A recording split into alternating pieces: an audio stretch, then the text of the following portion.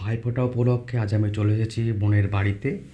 আমার বোন assistant professor, ও একটা কাজের মধ্যে ইনভলভ হয়ে আছে, সাথে আমিও একটা কাজের মধ্যে ইনভলভ হয়ে থাকায় আমার দুজনের দেখা সাক্ষাৎটা খুব বেশি হয় না।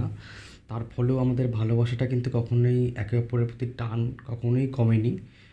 আহ, সেই এই কথাটা আপনাদের বলার একটাই উদ্দেশ্য যে এই ভাইফোঁটাতে আমরা সেরকম পুজোর সামগ্রী মানে ভাইফোঁটার যে সামগ্রী লাগে সেগুলো আমরা ঠিকভাবে বাজার করতে পারিনি।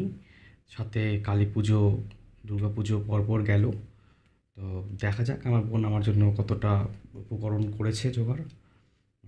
বাকিটা আপনারা ভিডিওতে দেখুন। সেখানে বোন রেডি করে রেখেছে ভাইফোঁটা দেওয়ার জন্য আমাকে 1 গ্লাস জল, রাধা বল্লভী, সাথে রাধা বল্লভীর জন্য স্পেশাল তরকারি, 2 রকমের মিষ্টি, রসগোল্লা বেক, মানে বেক রসগোল্লা যেটা হয় আর কি, মিষ্টি দই, লাড্ডু, পান সুপারি, এর সাথে যা যা সরঞ্জাম আপনাদের লাগে ভাইফোঁটার জন্য। কোলে নিয়ে গিয়ে বসে থাকতে হবে। তারপরে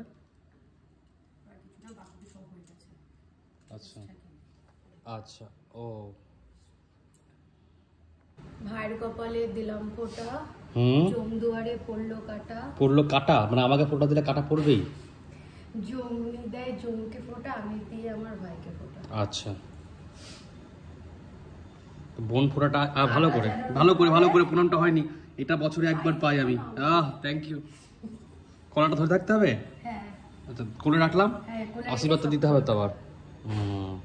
সুখী রহো।